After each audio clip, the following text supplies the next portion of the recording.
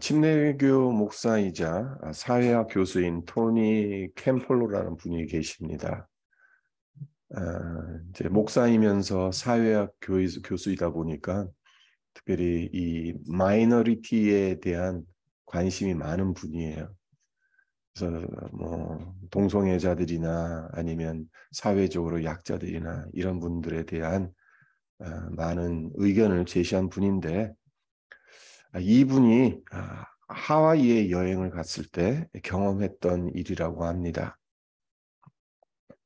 한밤중에 하와이에 도착했기 때문에 간단하게 요기를 하려고 해도 영업 중인 식당이 없어서 호텔 주변 거리를 한참 동안 배회를 합니다.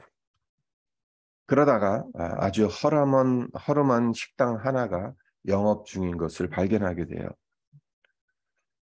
지저분하고 분위기도 그렇고 그런 식당이었지만 그 시간에 먹을 것을 구할 수 있는 곳이 여기밖에 없을 것 같다는 생각에 문을 열고 들어갑니다.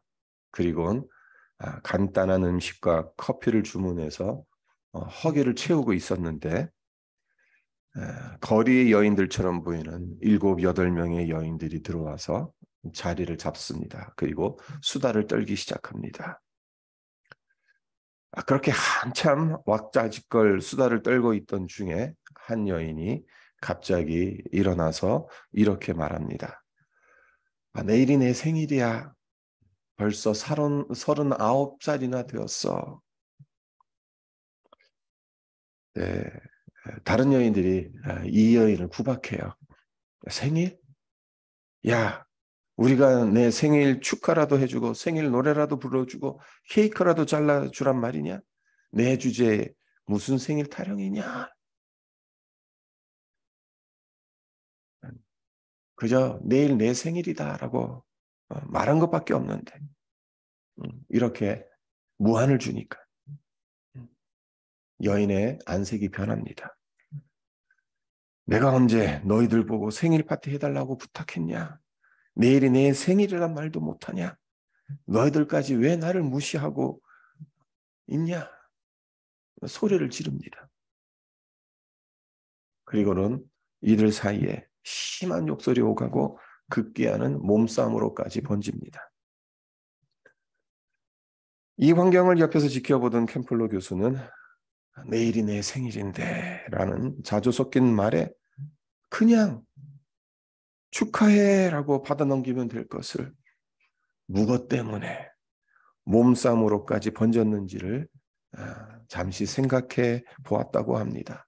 그리고 결론은 명백했다라고 생각을 했어요.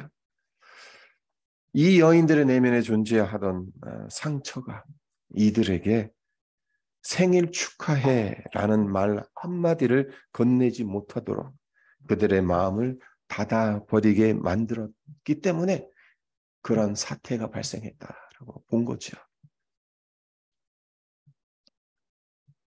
오늘 본문 말씀인 마가복음 7장에도 귀 먹고 말을 더듬는, 그래서 마음을 닫고 살아가는 한 사람이 등장하죠.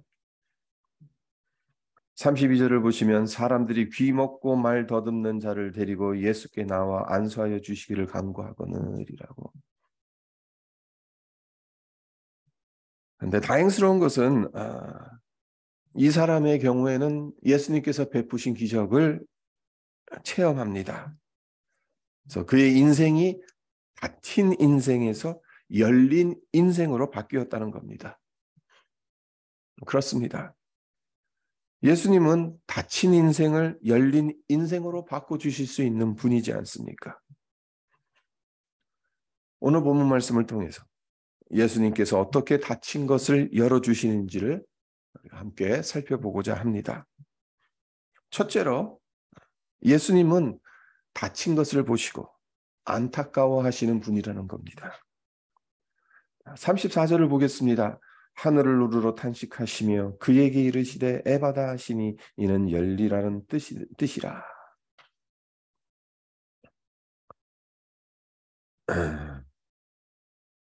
예수님께서 지금 마가는 이 사람에 대한 구체적인 어떤 정보를 주고 있지 않아요. 이름도 몰라요. 출신도 몰라요. 그저 귀 먹고 말 더듬는 잘하는 것밖에 몰라요. 네, 예수님은 이 사람을 보시면서 하늘을 우러러 안타까워하시면서 탄식하셨습니다. 예수님의 이 탄식은 그냥 단순한 탄식 정도를 말하는 것이 아니겠죠. 아주 깊은 탄식을 말하는 겁니다. 고통받는 자의 고통이 당신의 고통이라 느끼면서 함께 아파하시고 함께 울어주셨던 겁니다. 그렇습니다. 예수님은 우리의 외로움을 당신의 외로움처럼, 우리의 아픔을 당신의 아픔처럼, 우리의 답답함을 당신의 답답함처럼 느낍니다. 오늘 본문에 등장하는 사람, 귀 먹고 말 더듬는 사람, 그동안 얼마나 답답한 세월을 살아왔겠습니까? 앞서 말씀드린 것처럼 이 사람에겐 이름도 없어요. 어떤 사람인지도 몰라요. 어디 출신인지도 몰라요. 사람들에게 무시당하고 사람들에게 인정받지 못하고 있으나 없으나 한 요즘 말로 치면 잉여인간과 같은. 그래서 어떻게 보면은 의도적으로 마가복음에서 마가는 이 사람의 구체적인 정보를 우리에게 제시하지 않고 있다는 겁니다. 그러니까 어떻게 보면은 들에 피는 허다한 이름 없는 꽃들과도 같은 별 볼 일 없는 인생. 그러나 주님께서는 그 인생에게로 오셨고 그 인생에게 관심을 두셨다는 겁니다. 예수님의 마음을 더욱 아프게 한 것이 있습니다. 육신의 청각이 아닌 영적인 청각이 고장나서 하나님의 음성을 이 사람이 들을 수 없다는 겁니다. 그의 혀가 무엇으로 묶여 있기 때문에 하나님을 마음껏 찬양할 수 없었다라는 겁니다. 이 사실이 너무나도 안타까우셨기 때문에 예수님은 그를 바라보며 하늘을 우러러 탄식하셨던 것입니다. 이 시대에도 자기 세계에 갇혀 사는 사람들이 얼마나 많은지 모릅니다. 하나님께 한 번도 마음을 열어보지 못한 사람, 하나님의 말씀에 귀를 열어보지 못한 사람, 하나님께 찬양의 입을 열지 못하는 사람, 하늘을 향해 닫힌 마음으로 살아가는 사람들이 너무나도 많습니다. 우리 주 예수님은 이런 사람들을 보시며 탄식하시는 분입니다. 하늘을 향해 닫힌 삶이 얼마나 답답한지를, 하나님께 소망을 두지 못한다는 것이 얼마나 불행한 것인지를 아시기 때문에 그 고통에서 건져내시기 위해 하늘 영광 버리시고 이 땅에 오신 분입니다. 우리는 이런 주님을 만난 자들이기에 방금 전에 불렀던 찬송가 96장의 가사를 우리의 고백으로 삼지요. 예수님은 누구신가? 우는 자의 위로와 없는 자의 풍성이며 천한 자의 높음과 잡힌 자의 노임되고 우리 기쁨 되시네. 예수님은 누구신가? 약한 자의 강함과 눈먼 자의 빛이시며 병든 자의 고침과 죽은 자의 부활되고 우리 생명 되시네. 그렇습니다. 예수님은 우는 자의 위로자가 되십니다. 없는 인생에 구원의 풍성함을 가져다 주십니다. 모두 다 천시하고 모두 다 참 괄시하는 자들을 높여주시는 분입니다. 예수님께서 이것을 위해서 하늘 영광 버리시고 이 땅에 내려오셨다는 사실, 우리가 지금 대강절을 보내고 있습니다. 그 예수님, 왜 이 땅에 오셨는지 다시 한번 우리의 마음에 새겼으면 합니다. 그리고 둘째로, 예수님은 다친 것이 안타까워서 친히 만져주시는 분이라는 거예요. 33절을 보겠습니다. 예수께서 그 사람을 따로 데리고 무리를 떠나사 손가락을 그의 양귀에 넣고 침을 뱉어 그의 혀에 손을 대시며, 그러니까 무리의 시선이 미치지 않는 공간에 이 사람을 따로 데려가시죠. 그리고 그의 양귀에 손가락을 넣고 그의 혀에 손을 대셨어요. 모르는 사람 눈엔 참 회개망측한 행동 같아 보이지 않습니까? 뭐 이렇게 귀에다가 손을 넣고 입에다 혀에다 대고 이 무슨 회기망측하잖아요. 다른 사람의 신체를, 그것도 얼굴을 그런 식으로 만지는가? 네, 예수님의 이런 행위는 애정이 담긴 손길로 그를 친히 만져주셨다고 보면 됩니다.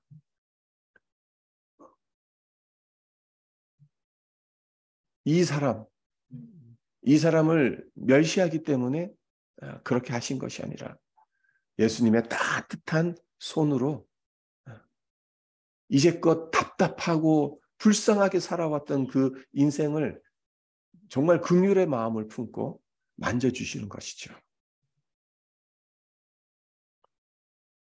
심리학자인 레오 보스카글리라는 분의 글 가운데 이런 내용이 있어요.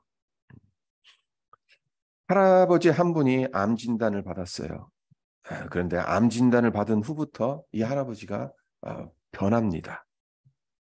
평상시 인자한 모습은 온데간데 없어지고 성격이 아주 난폭해지는 겁니다. 식구들을 향해서 욕을 하고 주변 사람들에게도 심한 말을 퍼붓습니다. 거기다가 아무도 만나려고 하지도 않는 거예요. 이런 할아버지를 도와드리려고 자녀들이 할아버지의 오랜 친구들을 모셔왔어요. 소용이 없었습니다. 할아버지는 정말 중마고도 같은 그 오랜 친구들도 다 쫓아버립니다. 목사님도 욕만 먹고 쫓겨납니다. 병실에서 간호사와 의사들에게 눈 한 번 마주치지 않고 아주 쌀쌀하게 대합니다. 그런데 평상시에 할아버지를 잘 따르던 이웃집 소년이 할아버지의 입원 소식을 전해 듣고 병문안을 하러 옵니다. 가족들은 이 아이가 할아버지의 그 변한 괴팍한 성격으로 말미암아 상처를 받지는 않을까 걱정을 해요. 그래서 할아버지 안 만나도 된다 그렇게 말을 합니다. 하지만 소년은 괜찮다고, 할아버지를 꼭 만나고 싶다고. 그래서 병실 안에 들어가서 한 20분, 30분 할아버지와 시간을 함께 보냈어요. 네, 이 소년이 할아버지를 만나고 난 이후에 기적이 일어났어요. 할아버지가 원래의 부드럽고 인자한 모습으로 다시 돌아온 거예요. 그러니까 가족들 입장으로는 전혀 예상치 못한 일이에요. 그래서 묻습니다. 소년에게 할아버지와 무슨 얘기를 했기에 할아버지가 저렇게 다시 원 상태로 돌아오실 수 있었는 건가라고 물어요. 그러니까 소년이 자기는 아무 말도 하지 않았다. 그렇게 말합니다. 이에 가족들이 그러면 이 20분, 30분 동안 병실에서 할아버지하고 뭘 했는데 말 한마디도 하지 않았다면 뭘 한 거니? 라고 다시 묻습니다. 소년이 대답하기를 그냥 할아버지와 함께 울었어요. 아무 말 하지 않고 아파하는 할아버지와 함께 울었다고 대답을 한 겁니다. 네, 진실로 함께 아파하고 함께 울어주는 사람을 통해서 치유의 역사가 많이 일어나는 것을 우리도 보지 않습니까? 예수님도 보시면요, 장황하게 말씀을 하시지 않아요. 이 사람에게 안수해달라고 하셨을 사람들이 이 사람을 데리고 왔을 때 예수님 하신 말씀 거의 없어요. 에바다 열리라 이 말씀밖에 안 하셨어요. 장황하게 말씀을 하시면서 고쳐주신 것이 아니라는 겁니다. 닫혀있는 영혼을 만져주시고 닫혀있던 귀와 혀를 만져주셨을 뿐입니다. 그랬더니 닫혔던 그의 영혼과 귀 그리고 혀가 열린 거죠. 우리에게도 예수님의 어루만지심이 임하기를 바랍니다. 우리의 삶에 막히고 닫힌 것이 있다면 예수님께서 친히 우리 영혼을 만져주셔서 막히고 닫힌 것들이 모두 다 열리고 풀리기를 기원합니다. 마지막으로 예수님께서 이 사람에게 무엇을 말씀하시는지 34절을 다시 한번 보겠습니다. 하늘을 우러러 탄식하시며 그에게 이르시되 에바다 하시니 이는 열리라는 뜻이라. 예수님께서 귀 먹고 말 더듬는 사람의 귀에 손을 넣고 그의 혀에 손을 대시며 딱 한마디 말씀하신 거죠.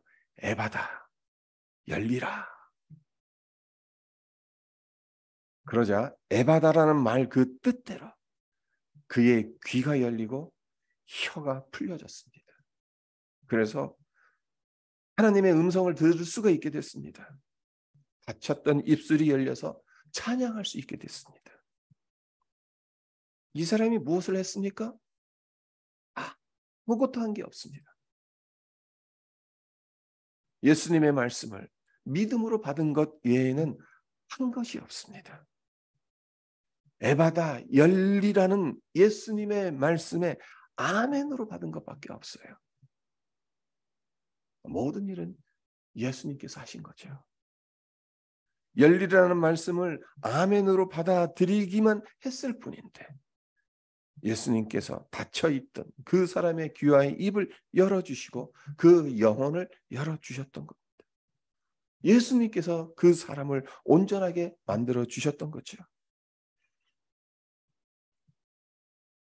예수님은 오늘날에도 동일하게 말씀하세요. 에바다 열리라. 우리의 마음이 열리기를 원하세요.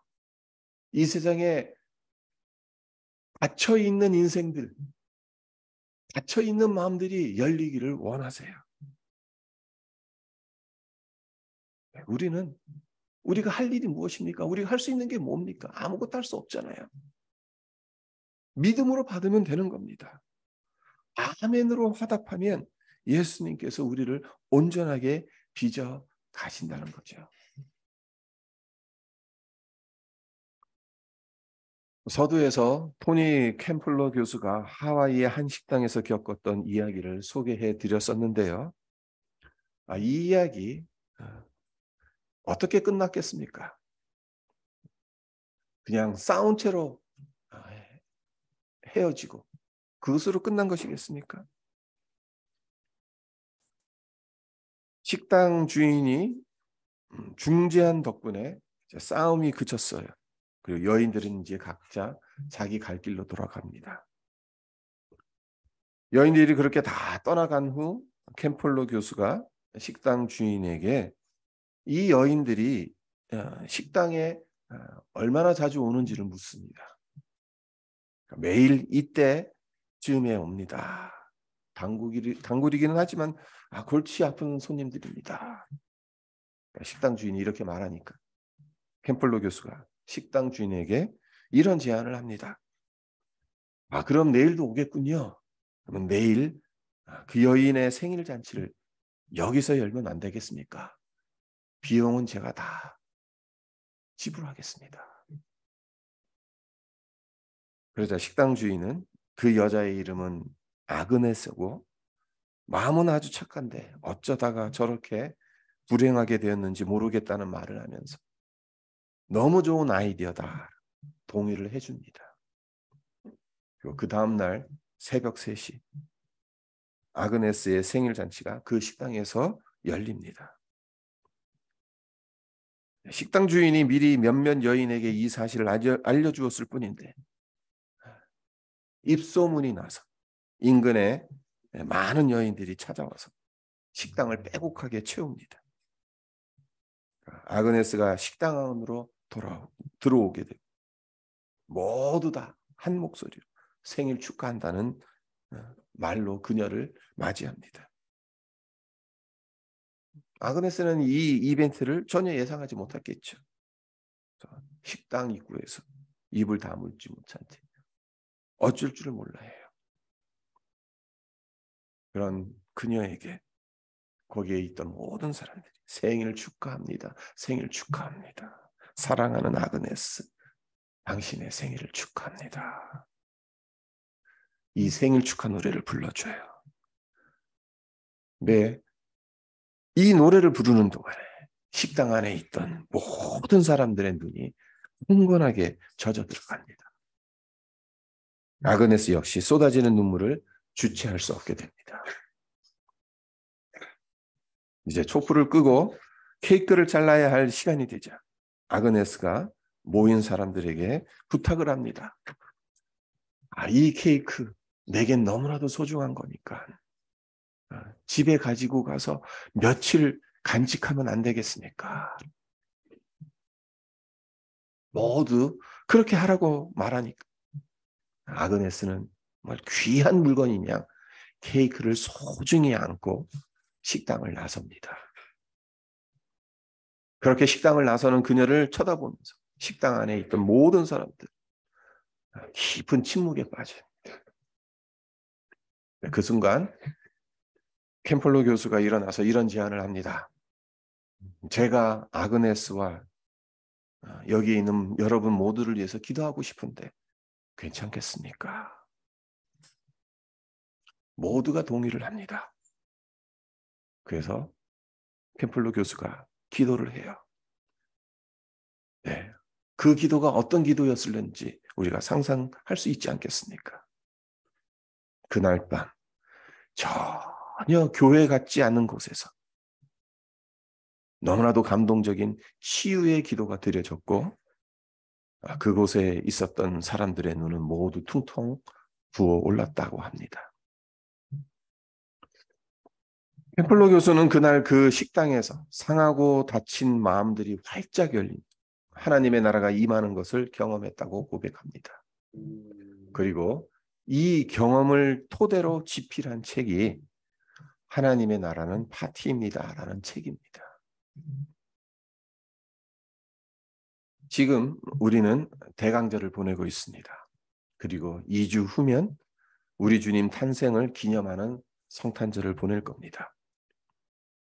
영광의 주께서 참 인간으로 이 땅에 오셨습니다. 죄인들의 친구가 되셔서 함께 아파하셨고 함께 우셨습니다.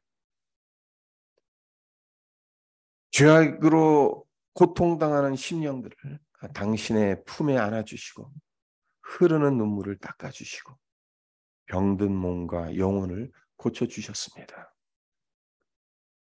한식과 한숨밖에 나오지 않는 이 세상에 천국의 기쁨을 안겨주셨습니다.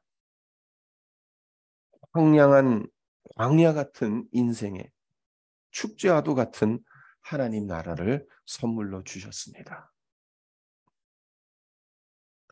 에바다 열리라. 예수님은 이 순간에도 이 세상을 향해서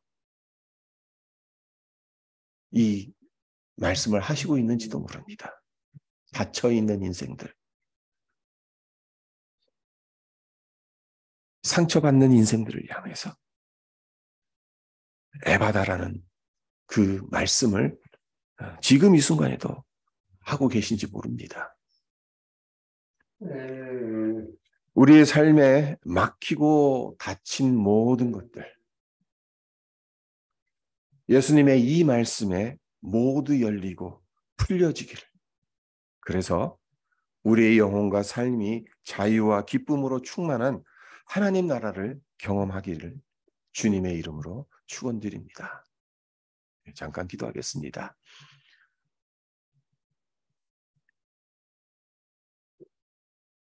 하나님 아버지 감사합니다. 귀 먹고 말 더듬는 자, 이름도 없는 자, 출신 성분도 모르는 자, 있으나 마나한 사람들로부터 무시를 당하는 자, 예수님에게는 그런 자도 소중한 하나님의 자녀이고, 그러한 자에게 하나님 주님께서 말로 닿을 수 없는 그 긍휼의 마음으로 안식하시고, 또 친히 그 따뜻한 손길로 그 상처받은 영혼, 그 상처받은 얼굴을 만지시고, 열리라는 다친 인생, 다친 귀, 다친 입 열리라고 예수님께서 하늘을 향해 부르짖으셨습니다. 이것이 하늘 영광 버리시고 참 인간으로 이 땅에 내려오신 예수님의 삶이지 않습니까? 그리고 이것을 위해서 십자가를 지신 것 아니겠습니까? 우리의 인생길에 있어 다친 것들이 있습니까? 막힌 것들이 있습니까? 그래서 답답하고 참 어찌할 줄 모르는 그런 부분들이 있습니까? 예수님 앞에서 모든 것이 열릴 수 있다는 것, 모든 것이 풀려질 수 있다는 것, 오늘 말씀을 통해서 하나님 우리 마음에 새기게 해주시고, 에바다라고 외치시는 예수님의 그 명령 앞에 우리의 영혼이 아멘으로 화답하게 하시고 믿음으로 받아들이게 해주셔서 천국의 기쁨, 축제와도 같은 하나님의 나라를 우리의 삶 가운데서 경험해 가며 하나님 앞에 영광 돌리게 하여 주시옵소서. 감사드리며 예수님의 이름으로 기도합니다. 아멘.